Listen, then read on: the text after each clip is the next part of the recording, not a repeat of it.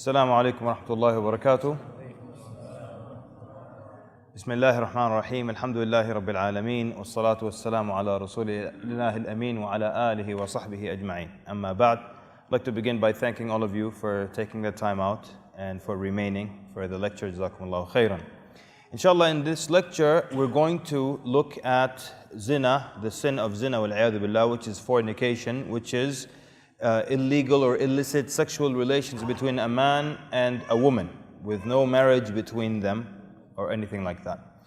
Inshallah, in the course of the lecture, we're going to look at why it is such a strong temptation and the effects it has on society. Because people will argue that it's between two people. What is it anyone else's business? So we'll look at what happens to the society when this sin is rampant in it. And we'll conclude with the solutions that Islam has put forth to deal or to combat this problem.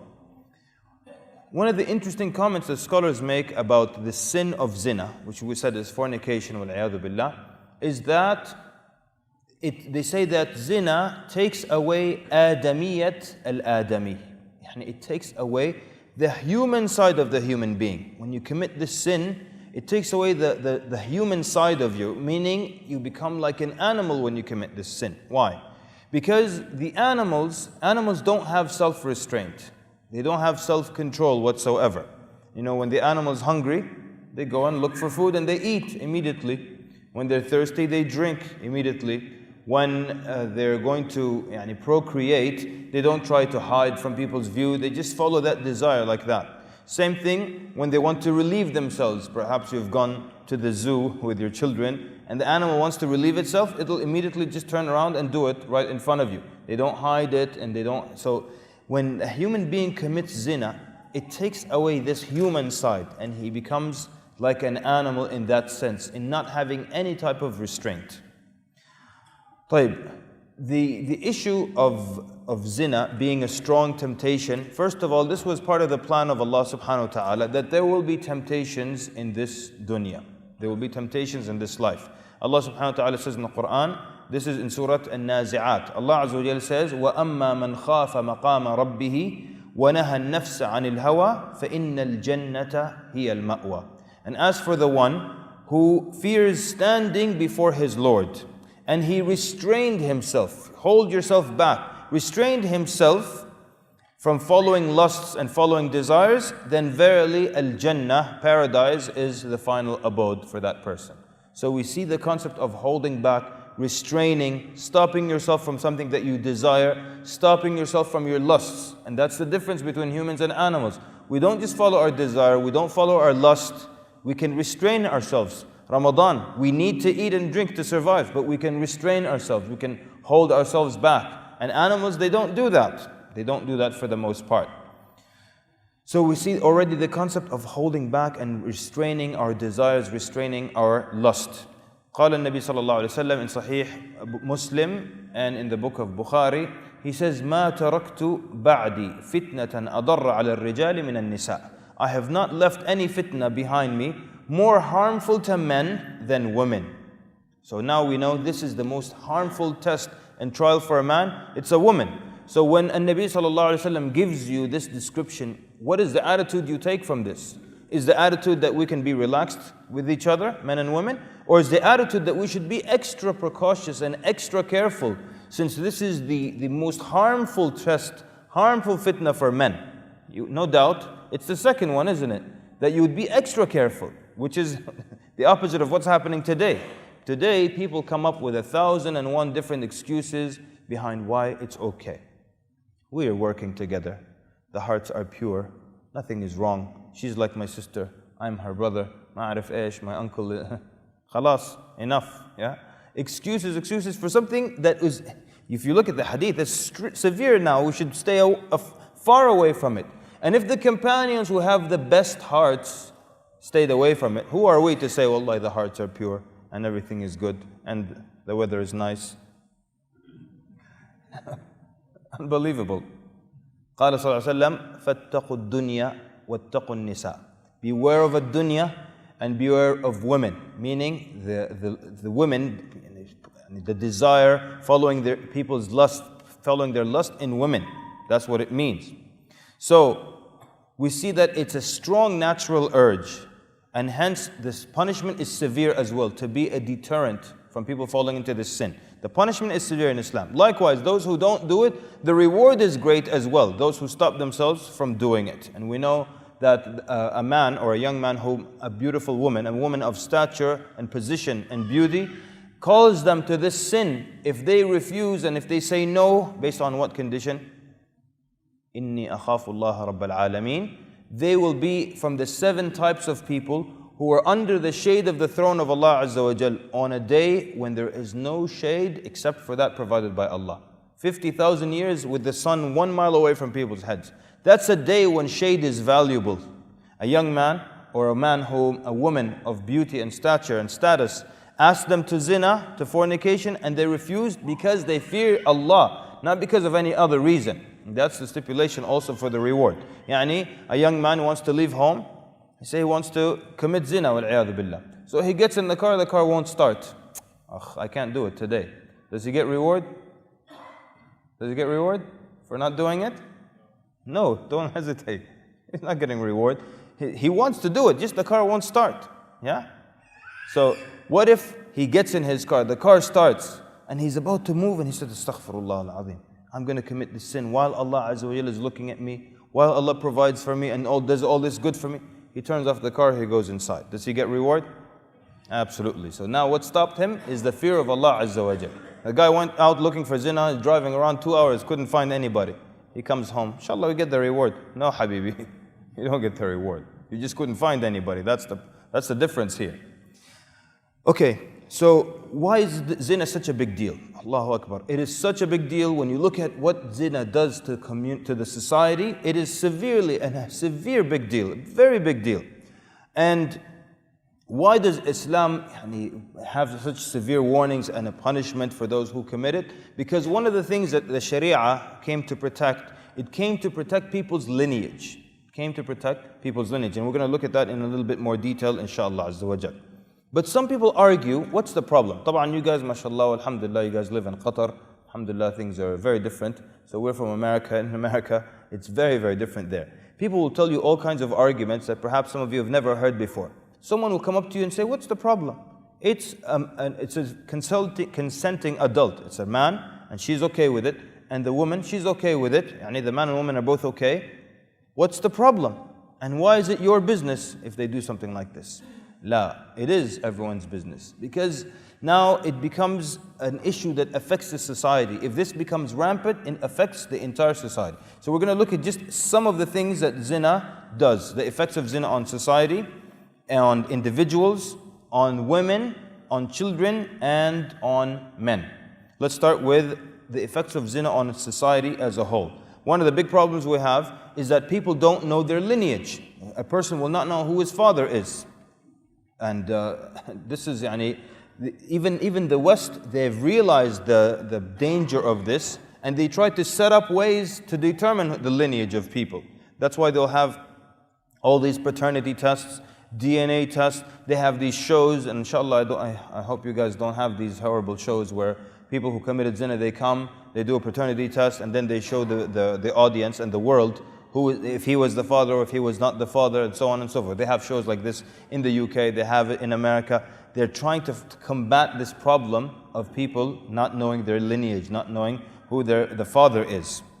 So that's one of the problems caused by zina. The other is that all these venereal diseases or these sexually transmitted diseases, from AIDS to herpes to all other kinds of illnesses. Now, is this the reason why a Muslim doesn't commit zina, is that you will get a disease? One time in a Muslim country, I saw this big billboard sign, and it was the silhouette of a woman standing in the street and a car stopping for her. And then it said, "Ihdar al-AIDS," beware of AIDS. Is this why a Muslim young man will not commit zina? Because of the possibility of AIDS? And what if the girl says, I'm clean? Khalas yani wala ish? It's haram, of course. So it's a big deal. So we've got diseases, we've got messing up people's lineage. And we see that zina in society, when it becomes rampant, it actually leads to more zina, which is really amazing. Zina leads to more zina. This is a study that was done in the United States. they found that 82%, look how high this number is, 82% of teenage mothers are themselves the daughters of teenage mothers. Yeah? 82%, how high is that? So zina gets rampant in the society, it leads to more zina occurring as well. We see also, these are other studies from the United States, that a male or a boy born to a young woman in her teens, yani a teenage mother, he's 3 times more likely to end up in prison. 3 times more likely to end up in prison. A boy born to a teenage young woman, yani 14, 15, 16, he has 3 times more of a chance of ending in jail than someone born to a normal family. Why is that? Maybe we'll look at that in a little bit. You know something? We want to blame worse sins like rape. Rape is a very bad sin, yeah? And it's one of the worst ways a man could violate a woman. One of the reasons why there is so much rape is that there is so much zina. How? First of all, the majority of rape cases, let's just pick on the United States, the majority of rape cases, they are what is known as date rape, where the man already knows the woman. The rape cases where a man attacks a strange woman, these are very rare. But most of the time, it's a man attacking a woman that he knows, and she knows him, and she trusts him to some point. Yeah. So when someone is accused of rape, first of all, a few rape cases actually, when a woman claims rape, 25% of the time the male is arrested. And then if it gets to court, that's another story. But the excuse for raping someone now is what? Zina. Which they make it as if it's okay. So now, if a man rapes a woman, they take him to court. The first argument he has, no, it was consensual. It wasn't rape, it was zina. Yeah? Oh, it was zina? Khalas, ma'alish, then everyone go home.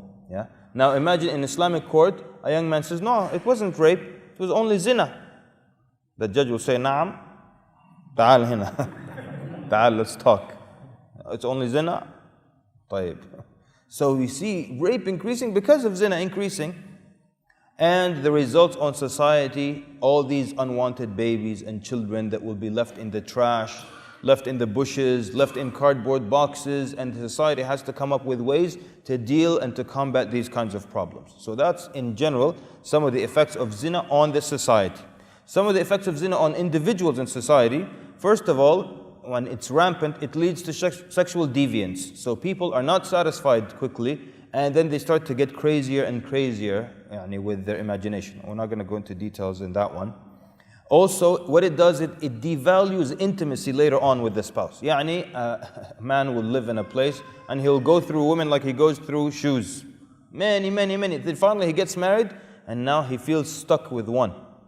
Stuck with one because he's used to having multiple partners. So it devalues intimacy. There's nothing special about it anymore. And what it does is that it trains the men especially to only look at the opposite sex for nothing but sex. The males look for women only for that. They don't look at women in any other way. And that's why in the West, women are primarily looked at as sexual objects. No one sees a woman and thinks first about, mashallah, very intelligent, first thing they think of her as a sexual object. And this is apparent from movies, from magazines, from the internet, and so on and so forth.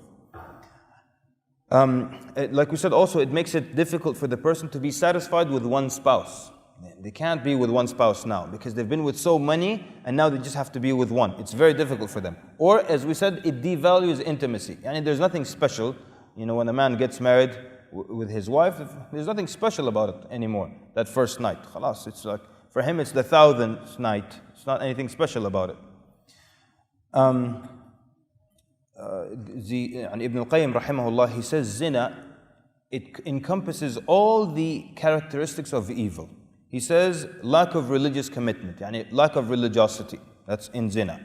Loss of taqwa, piety. You don't care, Allah sees you when you're doing this. So loss of taqwa. Lack of protective jealousy, ghira. A man, he will not feel ghira if that happens with his sister or something, or even his mother. And you see these things, alhamdulillah, Allah has protected the majority of the Muslim lands from these kinds of things. Like a man will tell you, this is co-workers will tell us, oh, that's my mother's boyfriend. My mother's boyfriend? Why is he still walking? He should have broken something on top of his head. It's my mother's boyfriend. Yeah, he comes over. He has no ghira because he's doing this with people, with other people as well. That's why when the young Sahabi came to Nabi Sallallahu Alaihi Wasallam, he said, Ya Rasulullah, إِذَنْ لِي فِي الزِّنَا. Give me permission to commit zina. The Prophet Sallallahu he said to him, he said, would you أَتَرْضَاهُ لِأُمِّكَ لِأُخْتِكَ? Would you accept this for your mother? He said, no. He said, would you accept this for your sister? He said, no. He said, the same way other people don't accept it for their mothers and for their sisters. One time in America, a young Muslim, he tried this technique with a non-Muslim. So the man said, there's nothing wrong with people committing zina. If they agree, it's khalas. The man said, would you accept this for your mother? The guy said, yeah, if she accepts. He said, he's still trying, miskin, the Muslim, miskin, he's still trying. Would you accept this for your sister? He said, yeah, if she accepts. So he said, what? This was a technique of the Prophet ﷺ. Why didn't it work with this guy? Simple. Because Nabi ﷺ used it with a Muslim. A Muslim who already understood al-Jannah, al-Nar. He knew this was Rasulullah ﷺ. He knew ghira, protective jealousy. You're trying it with someone who doesn't have any of the above. So that's why he's like, yeah, if she accepts. ما في مشكلة. That's my mom's boyfriend. طيب. So we said lack of protective jealousy. We're going to what Ibn al-Qayyim said about zina. And it earns someone the wrath of Allah subhanahu wa ta'ala. The wrath of Allah Azza wa Jal. And it hardens the heart and just so much damage to an individual. What does zina, being rampant in a society, do to women? First of all, a number of problems occur, especially when young women start to be engaged in zina at a young age. One of the problems is that they are physically matured and able to engage in that, but they're not mentally matured. They're not mentally matured. So if it results in a child, that will be a very, very big problem, as we're going to see in a little bit. Teenage mothers themselves, and even in a Western society that sees zina as okay and sexual activity for young children as okay, even there they face problems. So studies have shown that teenage mothers, they face isolation, and people stay away from them. Yeah, they have low levels of education because she gets pregnant during high school. Now she has to drop out of high school. All these problems. They suffer from more stress than average, more depression than other people, and they have a great risk of leaving school and attaining a lower level of education. This study in particular was done in Canada. For the women, what it does is that they learn that sex is all they're valued for. That's their only value. And so therefore, to be valued, they embrace this image and they develop it further. You understand? Yeah, and maybe some of you will wonder, why do these women dress like that? Why do they dress so badly? Because they were taught and trained from an early age that your value is equal to your sexuality. So in order to value themselves more or to be valued in society, what do? They dress worse and worse. They embrace that image as well and they enhance it and develop it further. And of course, for the woman, she a lot of times is the one stuck with the sin of abortion, of killing this child that's growing in her womb. She kills the child because she doesn't want to deal with all the consequences. So these are just some of the things that happen to women in a sexually loose society. When it comes to the child, what is the result on the child? First of all, when a teenage woman, when a young woman who is not matured here, when she has a child, one of the things is in the beginning she thinks, okay, it's cute, the child is cute. But then this cute child is waking up every 5 minutes at night and then filling the diaper every I don't know how long and needing this and needing that and crying all the time. So after a while she starts to lose interest. And when she starts to lose interest, she gives little attention to the child, who in a way destroyed her life because now she can't go to school, she can't be with her friends and all kinds of things, and she's not free to go out for hours with her friends. So she starts to be distant from this child, which develops something very serious called attachment disorders. Those of you who study psychology are aware of this, which is something very, very serious. We'll get to it in a little bit. So the children born out of wedlock and born to young mothers and born to teenagers and they're the children of zina, they have a number of problems that they deal with. First of all, they typically have a life, an early childhood filled with turmoil. A young mother has to work, leaves them at the babysitter, all kinds of issues that happen. So as a result of that, they learn that the world is a dangerous place. And they start to have problems connecting with other people. They can't connect with people. They don't feel empathy very quickly. And they start to also basically have difficulty managing their emotions. And they cannot trust people quickly. And they feel their self-worth, they have not very high self-esteem or self-worth. And they also become afraid of getting close to people. They learn to mistrust human beings. Anger issues as well have been seen and known in children of zina. And they also sometimes feel the need, this is something called control freaks. Someone feels the need to be in control of everything because there were many problems growing up. So now they want, after they're adults, they want to control everything to make sure everything is nice and organized. So they become control freaks. Yeah. And they have poor academic performance, and they're more likely than average to fail graduating from secondary school, and they get held back at grade level, all kinds of problems that happen to them educationally and so on and so forth. One of the things that happen to them as well are developmental disabilities. This is something known as attachment disorder, like we said, where a baby is born to a young girl, she's 13, she's 14, and she doesn't give much attention to this child. So they develop something known as attachment disorder, which can go very extreme. And actually, believe it or not, the psychologists, they have a chart. They tell you if you have good bonding with your parents, one or both of them, you come up to be someone who's a humanitarian, someone who likes to give, someone who's very caring to others. Then the chart goes to car salesmen. No offense to any car salespeople here. But what they mean by that is someone who will sell you a bad car, and he doesn't care that it's gonna, cause you a lot of problems and cost you a lot of money, but they'll sell it to you because they don't care what happens to you after that. And then it goes on to politicians, the list actually says. Okay, and we're not insulting anybody, I hope. And beyond that, the real end, extreme end, serial killers. Serial killers. One of the famous serial killers in America, his name was Ted Bundy. Okay, Ted Bundy, he killed about 100 young women. He'd kill and do strange things and bury them and all that. And he was like, he appeared to be a very nice guy, but he had these problems. He was born to a teenage mother. And actually, a lot of serial killers were born to teenage mothers who did not bond with them. So many problems. Going back to the argument, it's a consent between an adult man and an adult woman. What's the problem? These are the problems right here. And there's still more and more and more. So with the males, what happens is that a lot of times the male is not involved very deeply. And even if he wants to be involved, the family of the girl doesn't want anything to do with him. This is even in America. Forget in a Muslim country. Even in America, they don't want to deal with the boy. It's his fault, right? So if he wants to be involved, he's pushed away. So the child now is missing the father figure. And even studies show, even when they allow the young man to be involved, within 2 years, he escapes. He's out of there. Doesn't want anything to do with that. Then some psychologists even link homosexuality to having a loose society, because they identify homosexuality as alienation from males during infancy and from male peers during other stages in life. So during infancy, this boy doesn't see his father.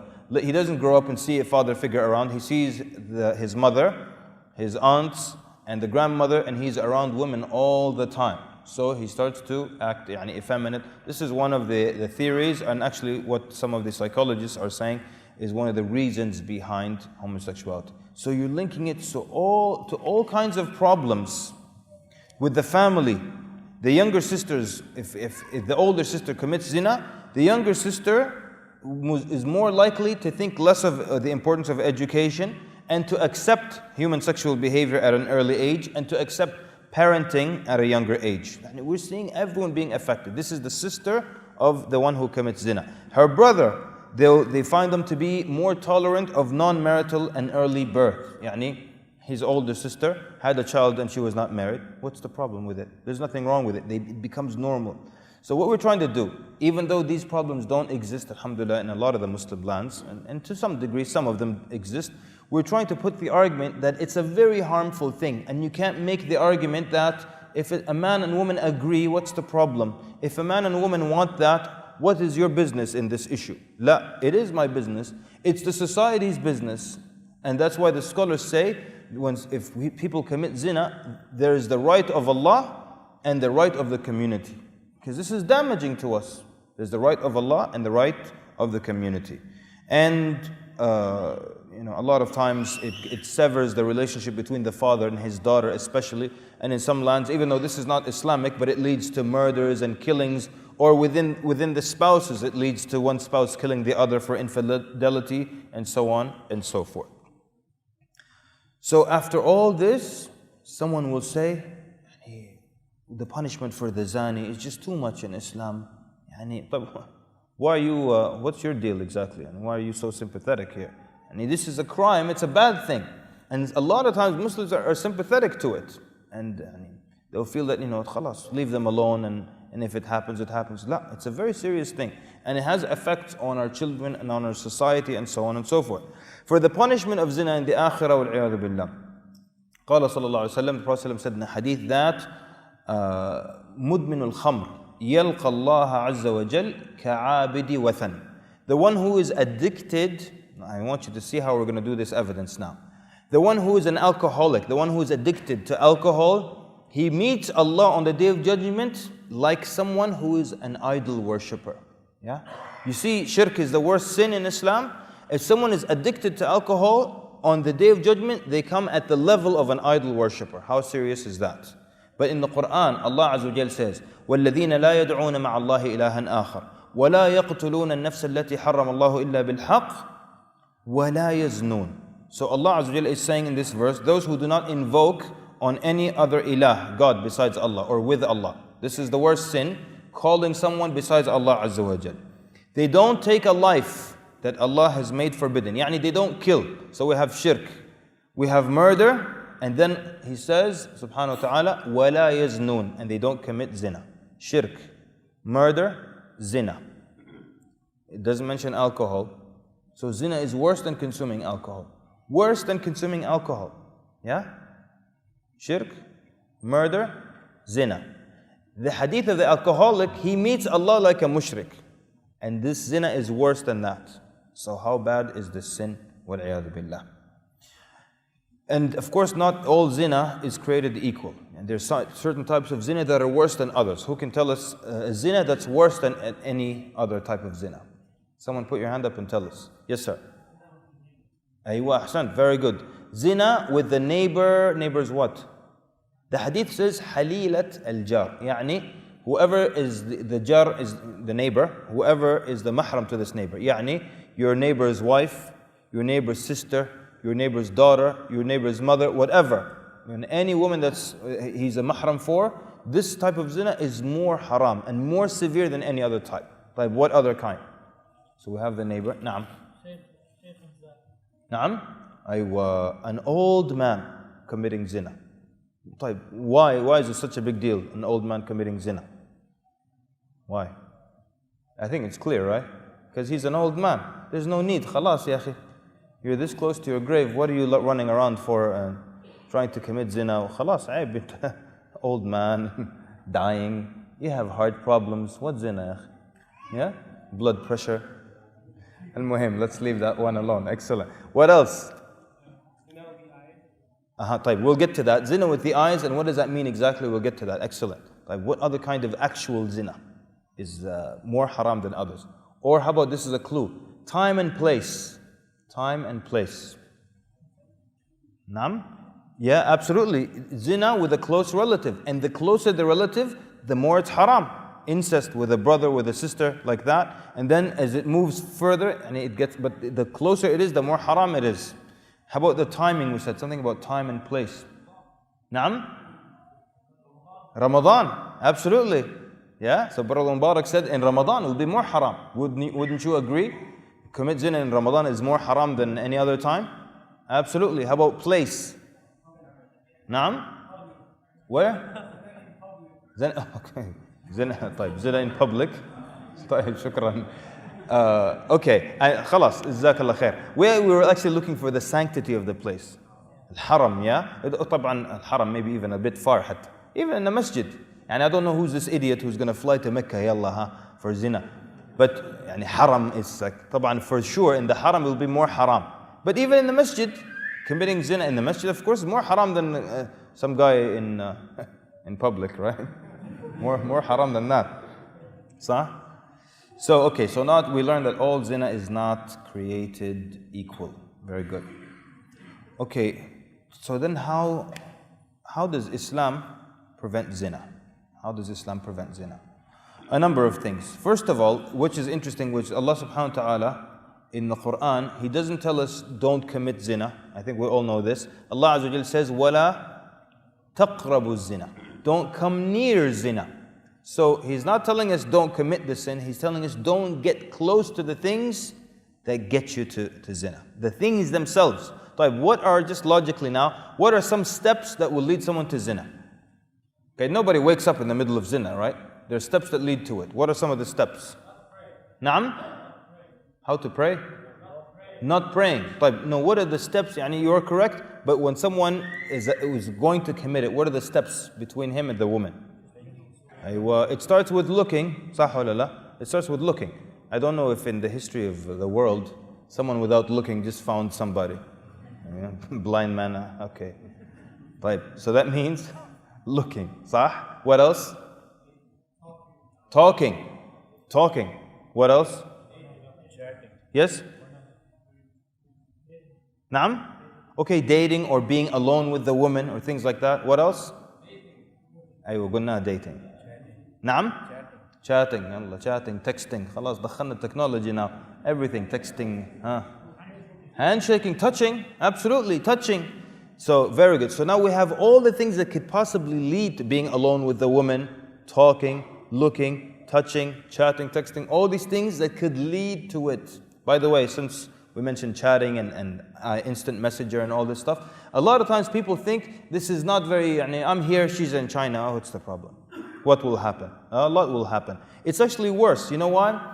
Because when you don't see the person in front of you, it lowers the inhibitions. And the haya even decreases. And people start to say things that they wouldn't say. One of the brothers told me, I used to speak to believing women. And the things we would say, unbelievable, he said. Unbelievable. You think if he's alone with her, they're sitting like this in a public place, he would tell her, sister, and start saying these things? For sure he wouldn't. But because she's miles away, ma fi mushkila. Yalla, let me type it in. It's more serious. It's more serious. Okay, so we said then, this is how Islam is wonderful. This is how Islam is great. It stops you from things that lead you to the haram. It doesn't just say, hey, don't go to the, someone puts you in a car with no brakes at the top of a hill, okay? And they push it, and they tell you, yalla, roll down the hill, but just don't go to the end there. This marker, don't hit it. But I don't have brakes, how am I going to stop? I'm just going to keep rolling down the hill. What Islam does, it doesn't even allow you to go down the hill. I'll give you an example. In Islam, you're not allowed to get drunk. In Christianity, you're not allowed to get drunk. I know, huh? They're not allowed to get drunk in Christianity. You can drink, but you can't get drunk. In Islam, you can't get drunk. So it prevents saddu dhara'i, closing the avenues that will lead to it. So because you can't get drunk in Islam, you can't sit at the same table with people who are drinking. You can't manufacture it. You can't physically move it from one place to another. You can't buy it. You can't sell it. Will that prevent you from getting drunk? For sure, isn't it? Wonderful. طيب. In Christianity, you can drink, but don't get drunk, okay? So how does this work? This is how it works. You're supposed to keep drinking, and then at some point, you should make a decision and a judgment that I've had enough to drink. Here's the problem. Alcohol is a substance that alters and affects your judgment. So how am I supposed to drink something that affects my judgment and then make a good judgment that I should stop right now? You see the problem? It doesn't work. And that's why most people, they don't stop. They don't stop. And they drive like that also. And they always argue, I'm okay. Pipe, faddal. I'll see you in jail. Okay, so we're saying then, Allah Azza wa Jalla says, وَلَا تَقْرَبُوا الزِّنَا. Do not come near zina. So every stage that leads to zina, you will find that it is prohibited and blocked and haram, or prohibited in Islam. So we'll start with the gaze, right? The gaze, G-A-Z-E, yeah? Not those gays. Just so there's no confusion, inshallah. Aywa. Allah subhanahu wa ta'ala tells us in the Quran, in Surah An-Nur. By the way, yes, okay. Allah Azza wa Jal tells us in Surah An-Nur in the Quran, وَقُلْ لِلْمُؤْمِنِينَ يَغُضُّوا مِنْ أَبْصَارِهِمْ وَيَحْفَظُوا فُرُوجَهُمْ ذَلِكَ أَزْكَى لَهُمْ. Allah Azza wa Jal is saying, tell the believing men to lower their gaze, look down, to lower their gaze. طبعا we're going to explain what it means exactly. يَغُضُّوا مِنْ أَبْصَارِهِمْ وَيَحْفَظُوا فُرُوجَهُم. The scholars say Allah mentioned guarding the privates right after lowering the gaze. Why? Because that is something that leads to this. So right after it, Allah is saying lower the gaze, then He says, طبعا we translate it as lower the gaze, we'll explain what it means. But right after it, He's mentioning guarding the private, because this leads to that.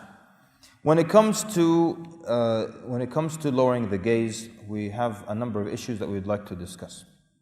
First of all, Allah subhanahu wa ta'ala says, يَغُضُّوا مِنْ أَبْصَارِهِمْ. What does it mean, min? From the gaze. Tell the believing men to, al-ghad is al-nuqsan. Al-ghad يعني to decrease. Yeah? So tell the believing men to decrease from their gaze, from looking around. So al-ghad hina, so يعني min could be للتبعيض, يعني بعض. So they decrease from some of what they're looking at. What do you think would be? You decrease from, or you restrain from looking at? When you look at things, it's a combination of halal and haram, right? By the way, this is one tafsir. We're going to look at 3 different tafsir and explanations of this. Min absarihim. When you look around, you see halal and haram. So which one are you supposed to decrease and stop looking at? The haram. So that's what one group of scholars said, min absarihim, يعني they decrease from looking at the haram or stop looking at the haram, and they can look at the halal. That's why Allah said min. He didn't say lower all the gaze, He said min absarihim. That's one explanation. The second explanation is that some scholars believe that min here, Allah is referring to the second look. The second look. What is the second look?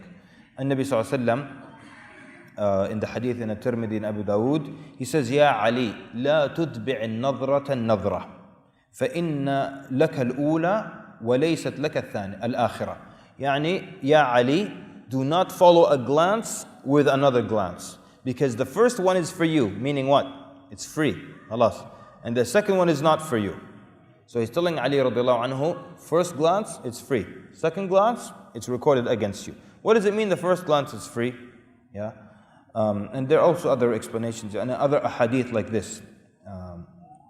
In Sahih Muslim, the Prophet ﷺ, Abdullah al-Bujali, he says, I asked the Prophet ﷺ about nadrat al-fujaa. Yani, if I just suddenly look and there's a woman, I didn't know there was a woman there. So the Prophet ﷺ tells him to lower his gaze or decrease from his gaze. This is in Sahih Muslim.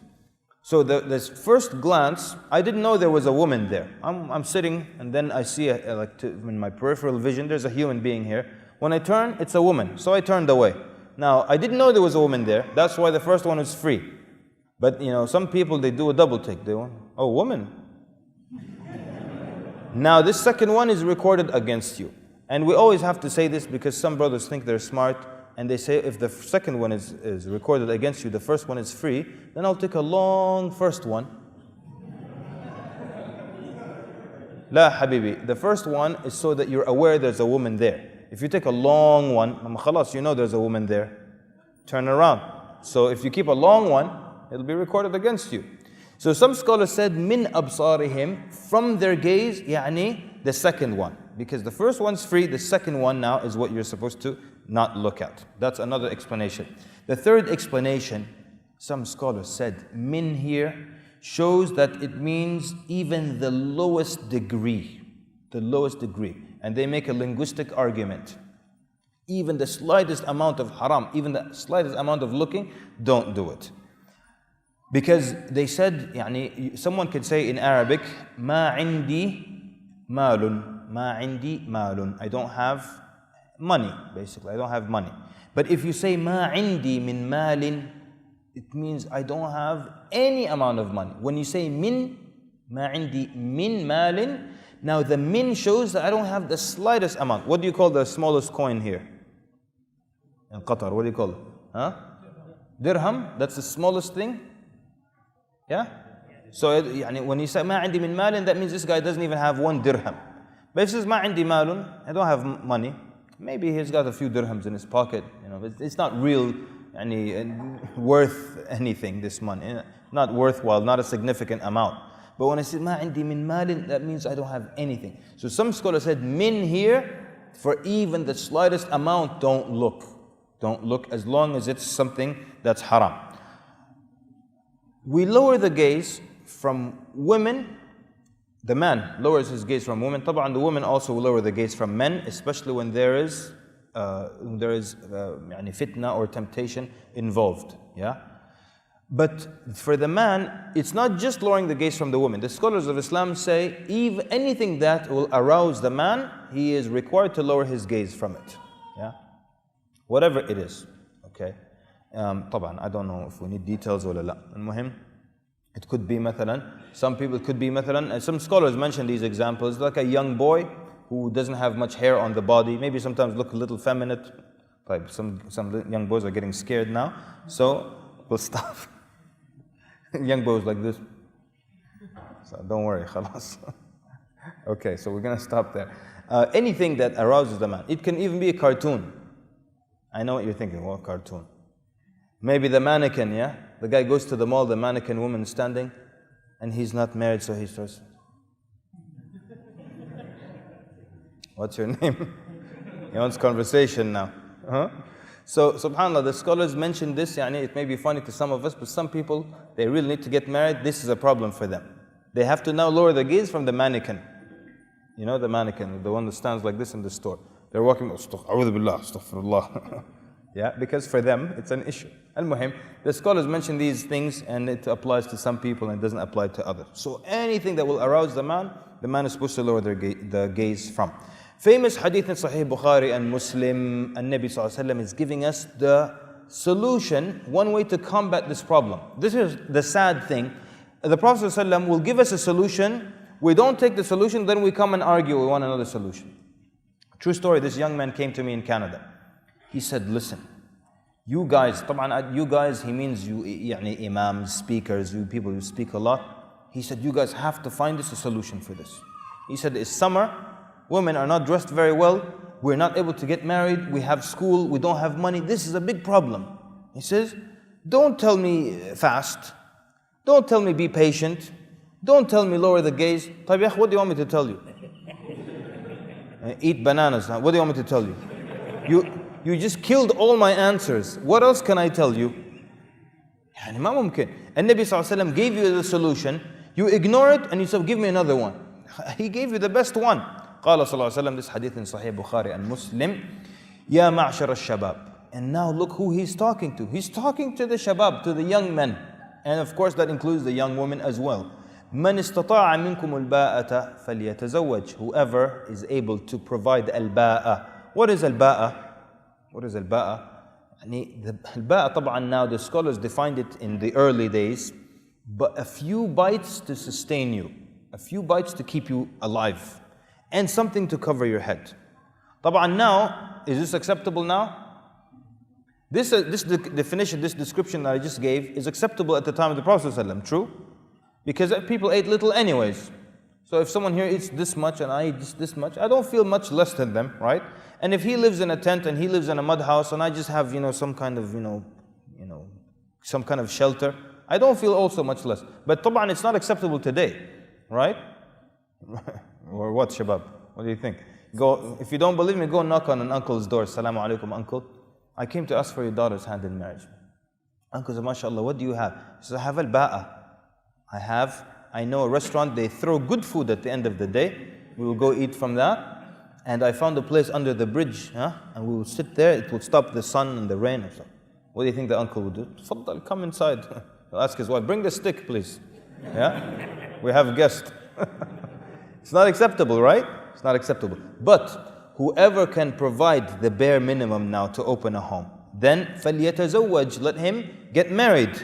فَإِنَّهُ أَغَضُّ وَمَنْ لَمْ يَسْتَطِعْ, and whoever is not able, then طبعا النبي صلى الله عليه وسلم says فإنه أغض للبصر وأحفظ للفرج, that marriage is better for the gaze, for the glance, And this is for married people and non-married. Yani, when we talk about lowering the gaze, we're not just talking to young men who are single.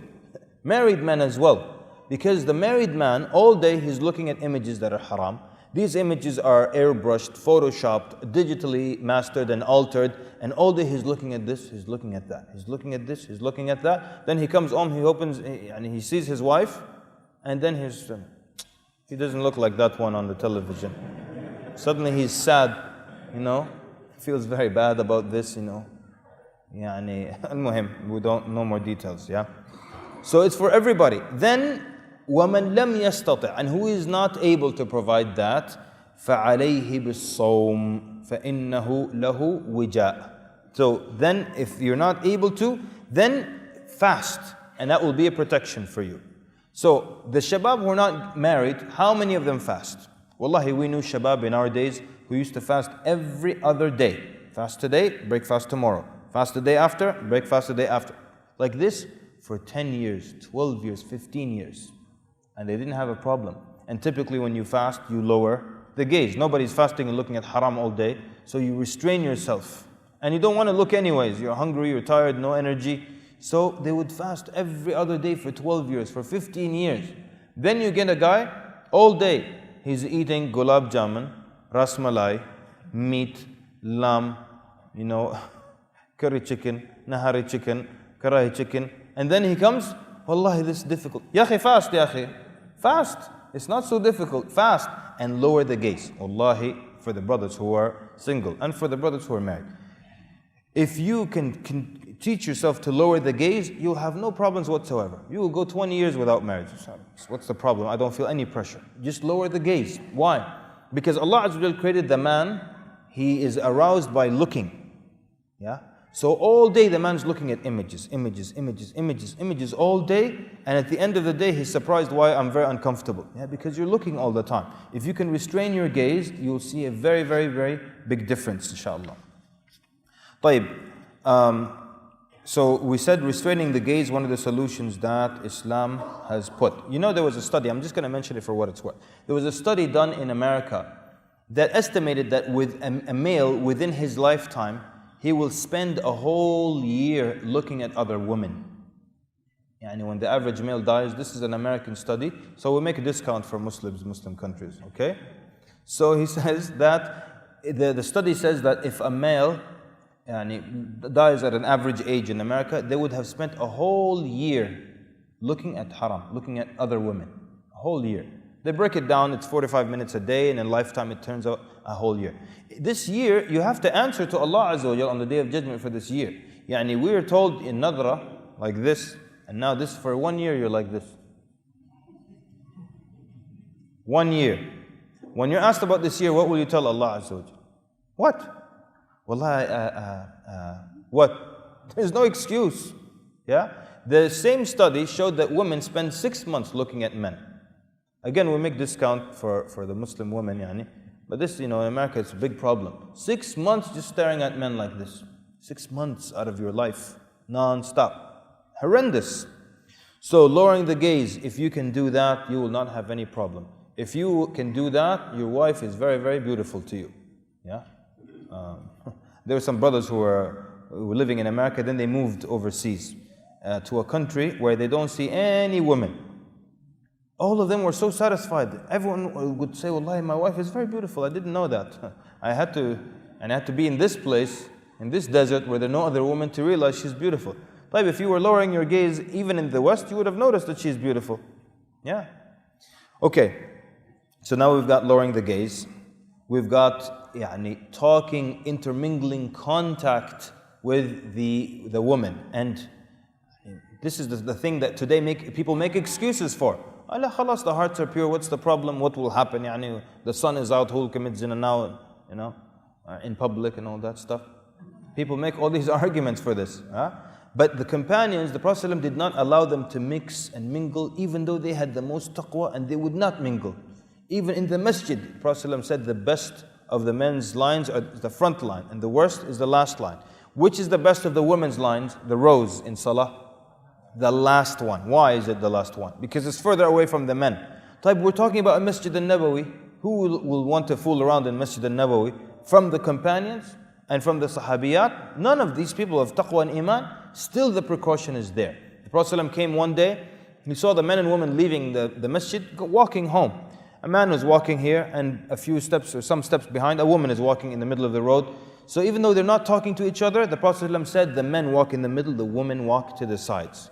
The women had so much haya and taqwa, they would walk to the sides so much that their dress, their clothing would get snagged on the walls. That's how they used to walk. None of them were messing anyways, but the Prophet ﷺ separated between them, between the men and the women. One day, Nabi ﷺ, this is narrated by Nafi'. Nafi' was Mawla ibn Umar. Mawla yani freed slave. This was the freed slave of Abdullah ibn Umar, and he was a scholar, one of the great scholars of Islam. But in this day, he was with, he says, the Prophet ﷺ pointed to a door in the masjid. He said, we will leave this door for women. Nafi' says, Ibn Umar never ever again entered or came in from that masjid or left until he died. Not 2 in the morning, maybe one time 3 in the morning, there's no women. He said, quickly, I'll go out from here. Until he died, he never entered or left that door because it's for women. The Prophet ﷺ said it's for women, khalas. And this is the great thing about the companions of the Prophet ﷺ. When he said don't do it, they never said don't do it, Ya Rasulullah. Don't do it, yani haram haram, wala don't do it haram. Which is what we do today. Tell them it's not allowed. Not allowed, yani makruh, or not allowed haram haram, yani. Ya khalas, isn't it enough for you that it's not allowed? Allah doesn't allow it in His religion. Prophet ﷺ said, don't do it. Yeah, but don't do it serious, don't do it, yani. What's serious, don't do it? How else is it? Yeah? People now want to question everything and want to find a way out. Even makruh sometimes. A young man will come to you. Is this halal? Tell him, la, it's makruh. Oh, it's makruh. So it's not haram. Yeah, it's not haram, but it's makruh. So yes, but it's not haram. That's what I want. Yeah, it's not haram. Jazakallah khair, he'll go away with it. Yeah? People don't react anymore. This story of this sheikh, he said, there was a guy who used to wear this big gold ring in the masjid. No shame, big gold ring. You know? And you know when people have a ring, yeah, they find a way to make you see the ring. Ay wallah, alhamdulillah, كيف حالك, yeah? كيفك انت? قل والله alhamdulillah. The ring is in your face all the time. He said, today I will make this man take off this ring. Oh, shame him out of it. He stood after the salah in the front of the masjid, and he started to tell people, and the Prophet ﷺ made gold haram. If the Prophet ﷺ came to you today and told you take off the gold, would you take off the gold? And all the people were saying, yes, we will take off the gold. Would you take off the gold if the Prophet ﷺ today came to you and said, take off your gold ring? Would you do it, brothers and sisters? Everyone's saying yes. He said the whole time, this brother just sitting like this. Nothing. I'm right in front of him. Feel it, man. Just take it out. At least for this, just put your hand in your pocket. And that's the least case, you know. Hide it. La, it's still out there. Allahu Akbar. So the Prophet ﷺ said, don't do something. They took it seriously. Now they said, the Prophet ﷺ said, don't do it. Yes, but the times have changed. Now we have computers. What's computers have to do with this? What's wrong with you? All kinds of excuses now. That was different time. Different time, people got better now, they got worse. So we should be 10 times more careful. So we said, so this contact between men and women has guidelines and has limitations. It's not like how we want to make it today. And being alone with the woman, because that's one of the things that definitely will lead to zina. Being alone with the woman. And today people tell you what's wrong, it's natural. One guy tells me, I stayed with a woman, we studied together, nothing happened. So alhamdulillah, nothing happened. And it doesn't make it a rule. And so now everyone should just go and nothing will happen. Yeah? What happens is that it's not a natural thing. So it's normal. It's normal. We're roommates, we're classmates. We study together, we have an exam, no one has time for haram. We're studying, chemistry, physics.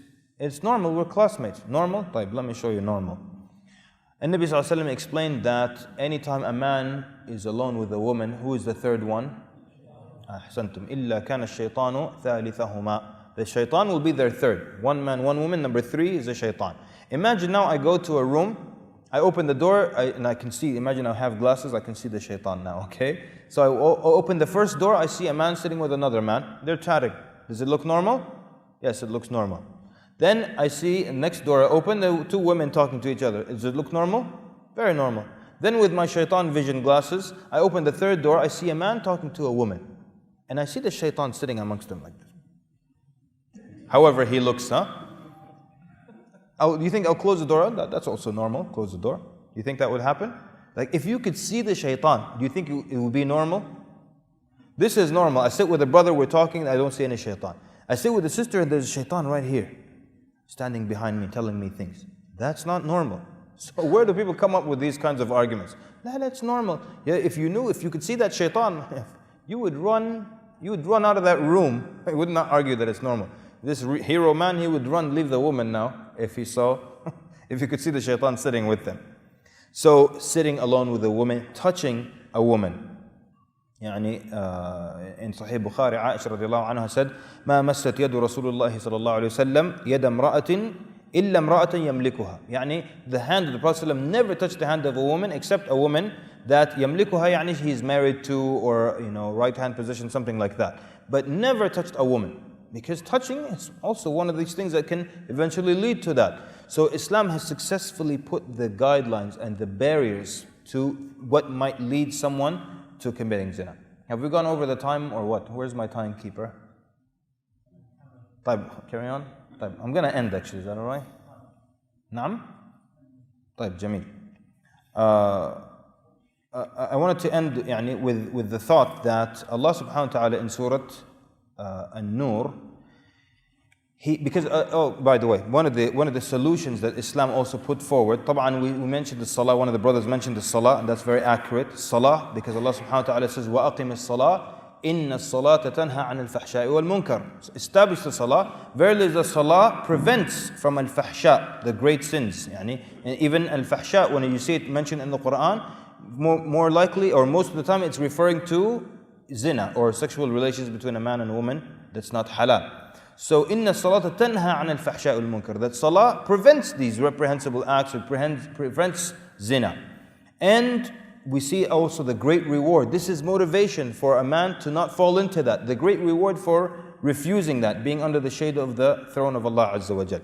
And of course, one of the solutions is polygamy. Right?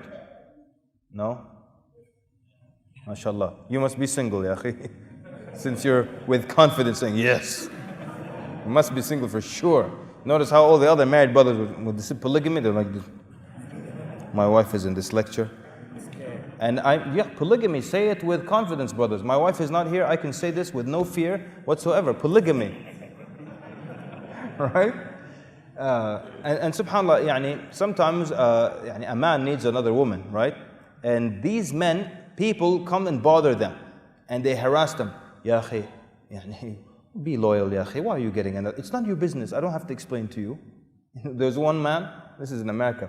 He needed to get a second wife because of some very personal, intimate reasons between him and his wife. There were issues.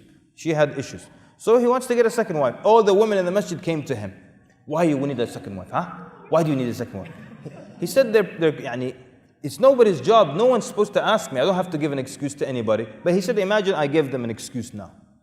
Wallahi, you see, sister, my wife and I, imagine he has to explain. How embarrassing would that be? But why are you putting yourself in this embarrassing place? When it comes to polygamy, what we say is this, If a couple decides they want to do it, let them do it and leave them alone. And if they don't want to do it, leave them alone. It's like that. So if, let's say, a man has 3 wives, and his neighbor has 1 wife. So it's not his job to go knock on his neighbor's door and say, why do you have 1 wife, huh? You're not a man, ya akhi. Ya akhi, be a man. Eat a lot of, sweets, gulab jamun, and get another one. No, it's not your job. And it's not the guy's job, the guy who has 1 wife, to come and knock on his door and say, listen, ya akhi, why are you like this?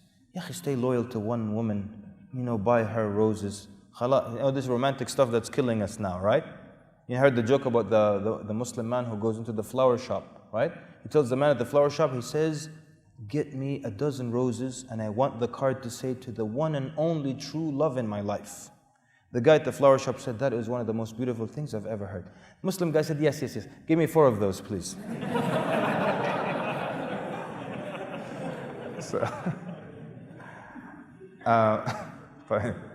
I have to stop because this is my favorite subject for joking. So we have to stop. Inshallah, the sisters don't get upset. What about the person who doesn't have all of this? Doesn't have al-ba'a, doesn't have the shelter, the food. By the way, when it comes to marriage, the people who are afraid of falling into zina, these people, the scholars say, hurry up and get married and live in any condition, but hurry up and get married. It's better for you than to fall into zina.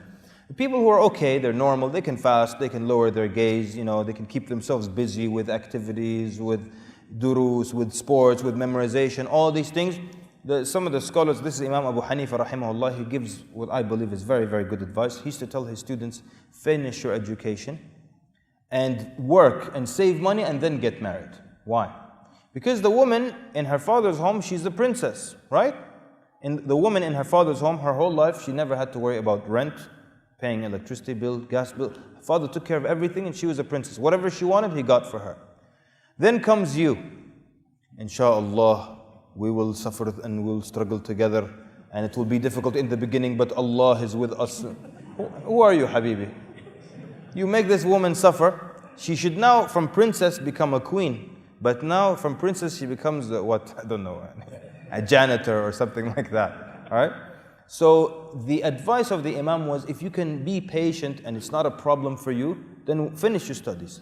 Work and then marry and take care of this woman. And if anyone is afraid of falling into zina, the scholars say, quickly, go get married and don't worry about it in a case like that. But what about people who can't afford anything and they don't have any ability to get married at this point? And Allah Azza wa Jalla tells, and He gives what these people, He tells them what to do. This is in Surah An-Nur. Allah Azza wa Jalla says, وَلْيَسْتَعْفِفِ الَّذِينَ لَا يَجِدُونَ نِكَاحًا. So those who cannot get married, حَتَّى يُغْنِيَهُمُ اللَّهُ مِنْ فَضْلِهِ, until Allah Azza wa Jalla gives them wealth from His grace. So the people who can afford it, يَسْتَعْفِفُ الْعِفَّةِ, to guard, to protect themselves, to remain chaste. So those who can afford it, Allah tells them to remain chaste.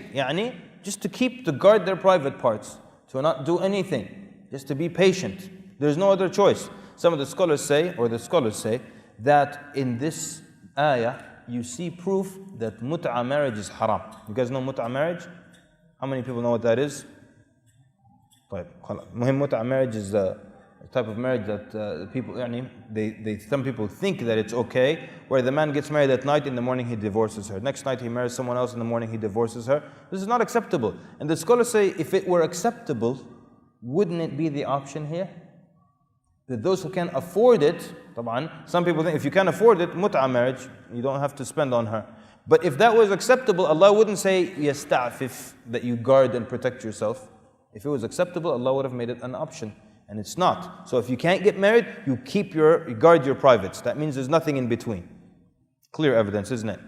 And we'd like to end with two issues, two reminders. Number one, this is advice to all the brothers and all the sisters and everyone listening, inshallah. Do not joke about zina. And don't share and tell each other jokes about zina. Don't. Okay? They're not funny. And it's not befitting for a believing man or woman to share jokes about zina. Why? Because what happens now is the least case. We all know the hadith. Whoever sees مَنْ رَأَى مِنْكُمْ مُنْكَرًا فَلْيُغَيِّرْهُ بِيَدِهِ فَإِنْ لَمْ يَسْتَطِعْ فَبِلِسَانِهِ فَإِنْ لَمْ يَسْتَطِعْ فَبِقَلْبِهِ وَذَلِكَ أَضْعَفُ الْإِيمَانِ. قال صلى الله عليه وسلم, that when one of you sees a reprehensible act, something munkar, something haram, change it with your hand. If you can't, change it with your tongue. If you can't, change it with your heart. Just so we understand, the hadith doesn't mean this is the order. You understand? The hadith is not saying this is the order, that first hit, then speak, then just in here hate it. A lot of people think that. One time I was in a masjid in a Muslim country, we don't want to say the name, Sudan, and there were these two uncles in their 40s or 50s, one of them hit the other. So they went to complain to the Imam. He tells him, Ya Imam, we said something, he hit me. Imam looks at him, he said, the hadith said first with the hand. So he understood the hadith. If I can hit you, I hit you. If I can't hit you, then I speak to you. Ya akhi, brother, barakallah feek. But the lowest level in this hadith is to hate something here. At least you hate it here. I'm in a position where I can't speak, I can't change, and I'm weak, oppressed. but at least I can hate it here. And if all the believers hate it here, we will resist it growing and becoming rampant in our community. But when everyone's okay with it, this is a problem. And I'll tell you, a lot of Muslims in the West, they have a problem with certain sins. They can't hate them. And they come to you and say, well, what about this? And these people are just, hate the sin at least. I didn't say change it with your hand or write articles or go on the TV and with your tongue. Just hate it. So, at least, the least case is we hate zina, ya ikhwan and akhawat. The least case is we hate it. But what happens now? Someone comes and tells you a joke about zina or adultery even. Woman committed zina and in the end something funny happened. So instead of being angered for the sake of Allah, this is a sin that comes after shirk and murder. Shirk and murder. And worse than alcoholism, being an alcoholic, being addicted. And here I am laughing about it. And I was at a Muslim country, I'm not going to say the name this time. I was at a Muslim country, and in the newspaper, Muslim country, 90% Muslim. The newspaper, there's a joke about a woman committing zina and saying something funny to her husband, and people reading it, laughing and sharing it with each other. So you lost the least, which is hating it. So let's make a deal, inshallah, that we'll never tell a joke about zina. Yes? This is a simple thing. You make jokes about anything else, bananas, apples, orange, watermelons.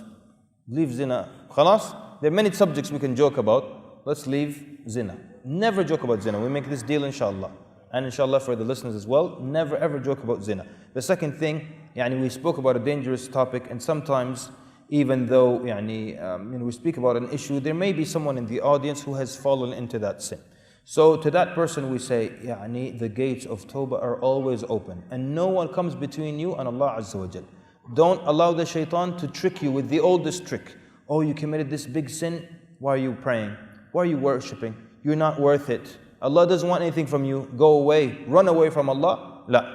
The doors of Tawbah are always open. And Allah Azza wa Jal says in the Quran, إِنَّ اللَّهَ يُحِبُّ التَّوَّابِينَ وَيُحِبُّ الْمُتَطَهِّرِينَ. Allah loves those who always repent, often repenting. In order to always repent, you have to always say it. Sin. How are you going to repent if you don't sin? Oh Allah, I repent from nothing. You repent from what? Why are you guys hesitating? Ya Akhwan, what do you repent from? A sin. So you're telling me, wait a minute, you're telling me Allah can love someone who always sins if they always repent sincerely? Yes is the answer. Yes is the answer. So the doors of Tawbah are open. If anyone has committed any kind of sin or any of the things that lead to that type of sin, make the Tawbah nasuha, which means you, in your heart, you sincerely don't want to go back to doing it again. You stop doing it and you feel bad for what you've done, and nothing and no one could come between you and Allah subhanahu wa ta'ala. With that, I would like to thank all of you for being a responsive and reactive audience, and for your attentive listening. Sallallahu wa barak ala Muhammad wa ala alihi wa sahbihi ajma'in. Wassalamu alaikum wa rahmatullahi wa barakatuh.